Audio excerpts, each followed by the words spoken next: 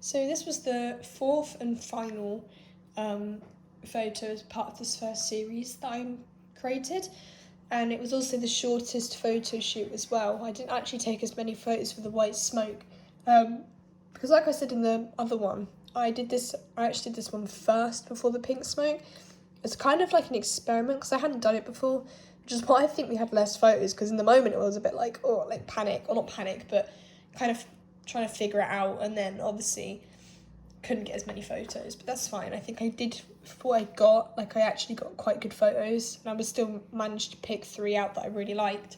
But I obviously said on my other one that I did like having the kind of darkness with the white, but for this one I actually decided to do something that covered the whole image, which was this one I really liked. I can show you here as well. This one was the one I picked. I really like this because I like how the kind of, it's got like a bit of like 3D layering to it. You've kind of got the background, which you can still see the model, and then the smoke kind of is in line with the model, but it comes into the front of the frame, but then you've also got the bushes in front. I just think the whole image looks really nice, and the smoke looks like mist, and it kind of achieved that fantastical element that I wanted to create. But obviously they were a bit grainy as well because of the weather, so I did have to go on Lightroom and sort out the graininess of them, and it did create that soft look, which made the smoke look a bit more like puffier and softer, which is definitely something which I preferred. Here I did do my design idea. I kind of wanted to have the light on the tube because I couldn't really find a place to put the light because there was so much smoke everywhere. I was a bit like, do I really want it like coming out the trees, because I don't think it really works. I found that having it coming out the top of the tube looked quite nice, like a kind of like a spark on a sparkle. And then the butterflies, I did actually initially want them all over the image, but then when I was kind of writing them out, I thought actually I might have them along the bottom, because the last one kind of had all the butterflies everywhere. I thought like they do look similar as they are, so I don't think I need the butterflies all over the image. I think they'd look better along the bottom, which is what I did do in my development. Sorry, it goes like that. These were the raw images that I picked out. I was wrong about the other one. This was actually the photo that had that rebellious look, which I really liked. But because the other photos were her looking away, I thought like if she made direct contact with the camera, it doesn't really keep it as a series. It kind of breaking that fourth wall, which is not what I wanted.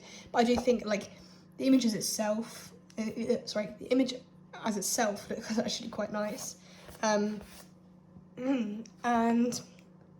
yeah, so as my development process went on, got rid of the grain, and I added the butterflies along the bottom and placing them along like the kind of the branches of the bush.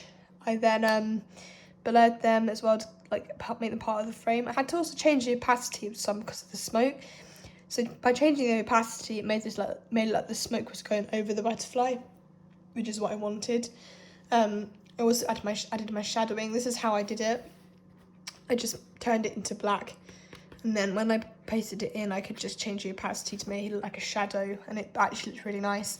And then I played around with my lighting quite a lot. I made the light quite small. I felt like if it was too big, it just kind of covers up all that bit of like chunky smoke, and I didn't really like that.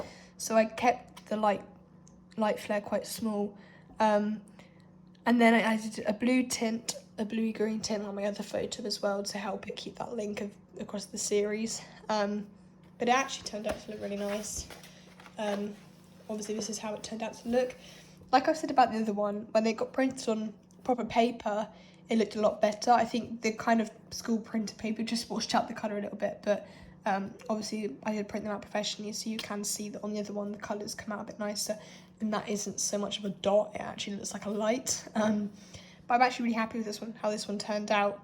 I did actually add a butterfly on the arm, just because I felt it kind of filled that little bit of blank space, and it did keep the link between the two, and they didn't feel like two separate things.